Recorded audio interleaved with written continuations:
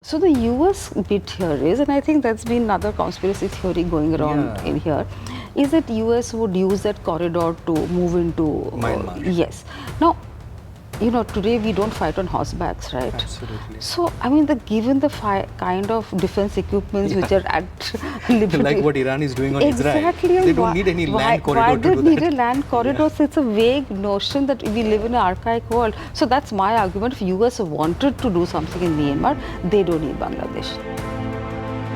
We share almost more than 4,000 kilometers of border with Bangladesh, and I think more than 50% of the border is still not covered, not well defended. I mean, why don't we do that first, rather than questioning such things? Yes, so it's, I think, you know, also the border zone is a bit difficult to mandate. We, of course, have now, I think it's almost, the demarcation's been complete, of course, in 2015 when we had the border.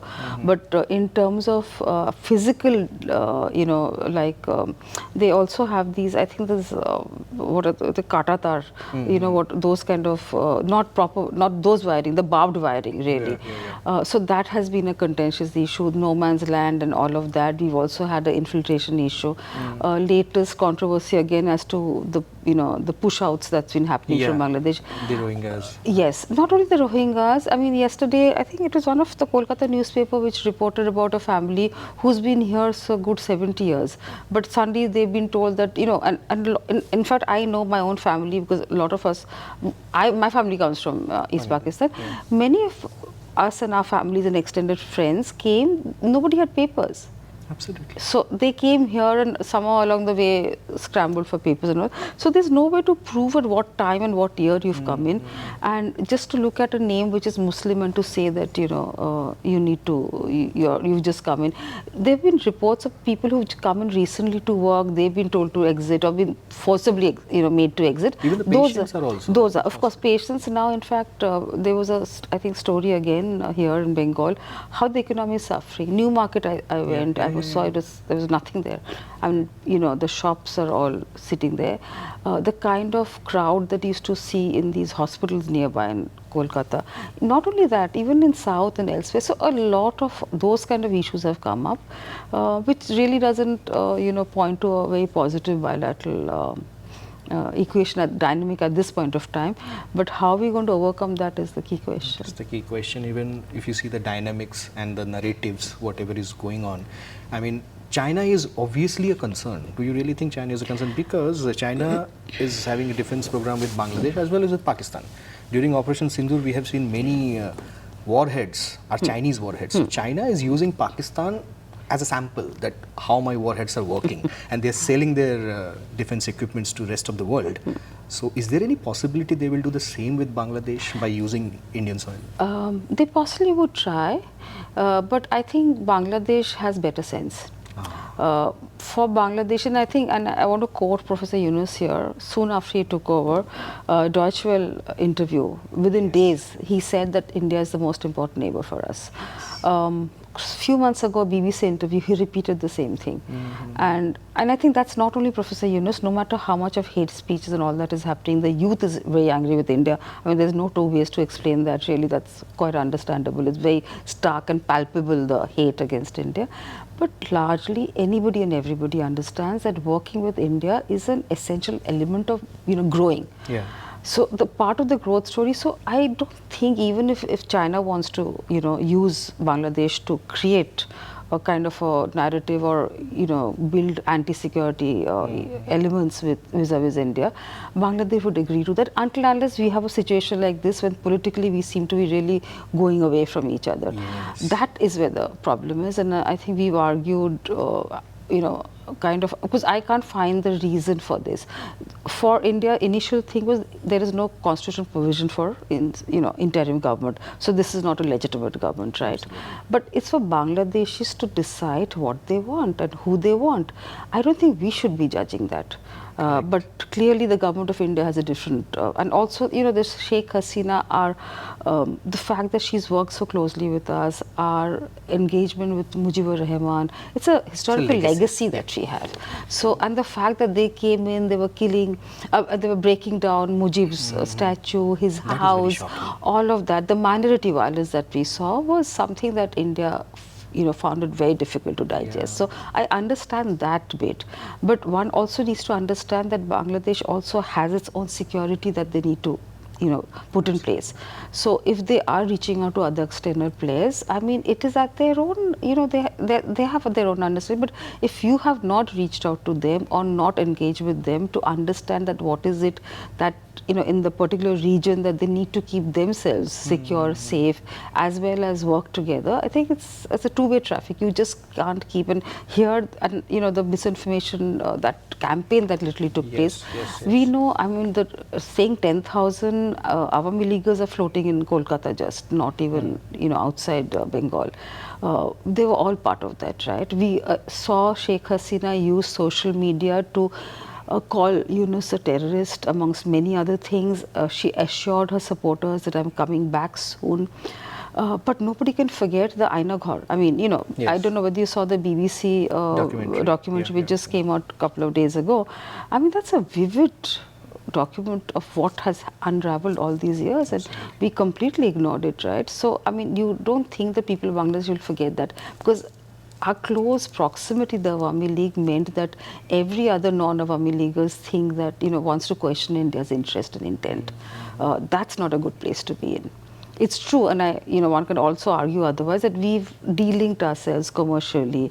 Many of the trade measures we brought a halt to. So our market, except for new market, and West Bengal suffering, I don't think Delhi finds that a big issue to deal with. That's what they'll manage it. But I'm saying in the larger picture, I think India is now saying that we can do without them. It's not going to bother us. I mean, they've stopped buying the yarn from us, which is a huge part of the RMG. But for Bangladesh, I'm sure they're managing. I mean, the remittance has picked up because now they have faith in the system. Earlier, the remittance during Hasina's time, especially the last 4 or 5 years, where the banking sector was in dismal condition. This was most of the hundi were being used, so the regular channels were not used.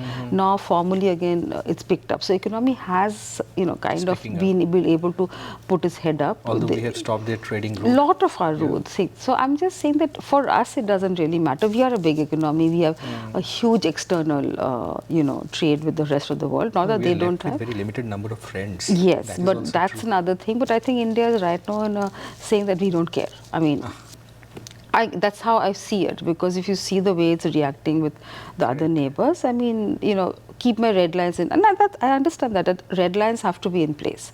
But I'm sure one can work, apart from that. But there seems to be a bit of, with Bangladesh, of course, a severe limitation at this point of time. I've used the word indifferent many times over, that, indifference is right now the play. But hopefully, once elections take place, I really wish that India would rethink its policy and how it wants to engage in the neighborhood, especially Bangladesh, because Bangladesh and India can work together for the better, not only for Bangladesh and Indians, but for the region itself. We've done that in the past. There is no reason why we can't. And to hold on to our historical legacy, and of course Sheikh Hasina has been a very good friend for India, but that doesn't absolve her for all the wrongdoing she's done. Absolutely. Right? Absolutely. So that also is something that we have to come to terms with. And now the extradition issue is something, a very tricky matter, because the ICT trials are underway.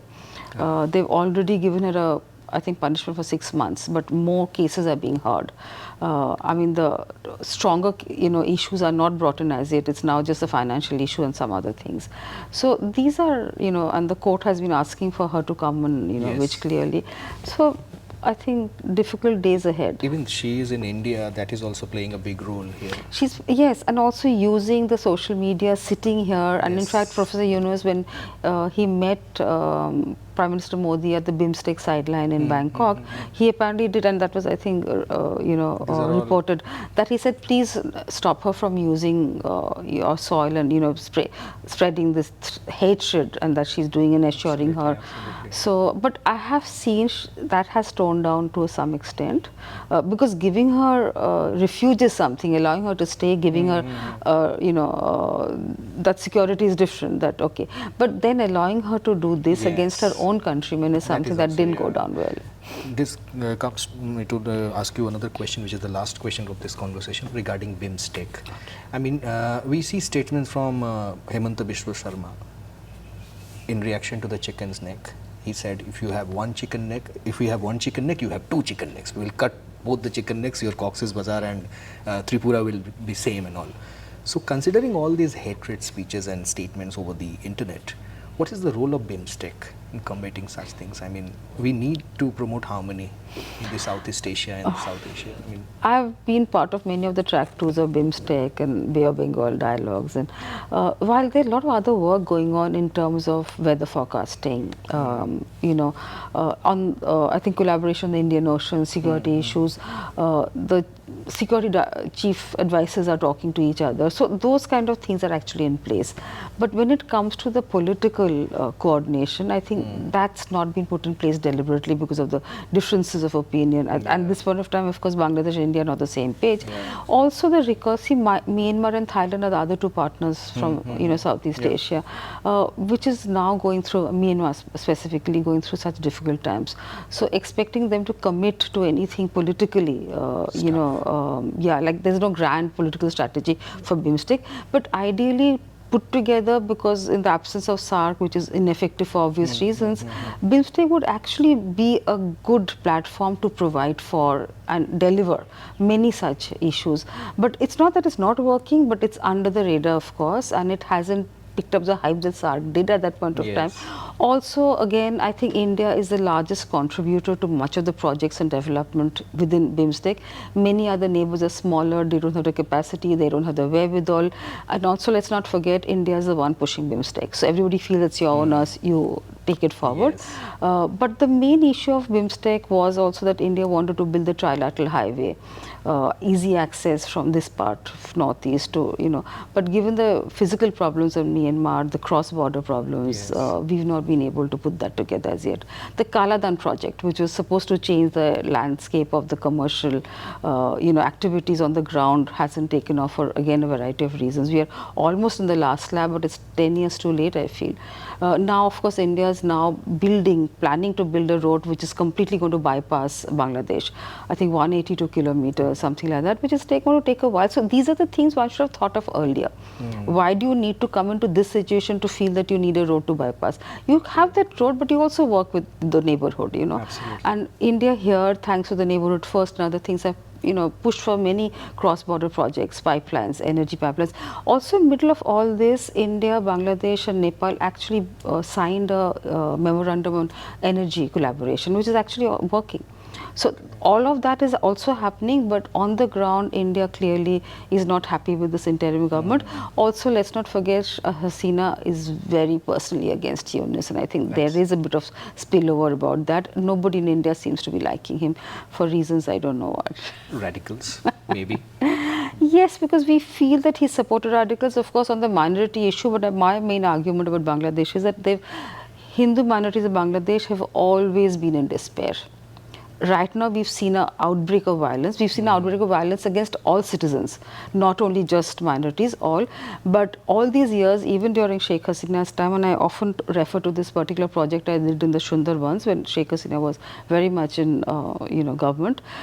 Most Hindu girls above the age of 16 used to come to India side to get married into Indian Hindu families because they never felt safe to keep the girls beyond 15 years there. So why were we not talking about Hindu minority problem at that point of time? Just because of this. So right now we are, everybody is kind of, I'm not saying doesn't exist, of course it exists, there is a problem, but by screaming, shouting and also constantly giving, spreading misinformation, you can't deal with this problem. There's a far deeper issue which you need to deal with in a far different way. So India, I feel, is just doing lip service, making it look, oh, I'm so bothered, but if you're really bothered, you would have found different ways to deal with this and address the problem, not just talk about it, address it. Thank you so much. Let's hope for the best that we will also become countries like European Union and trade among each other. That was the idea. Let's hope, yes. Let's hope. Thank you so much, Dr. Datta, for your time. Thank you. Thank you.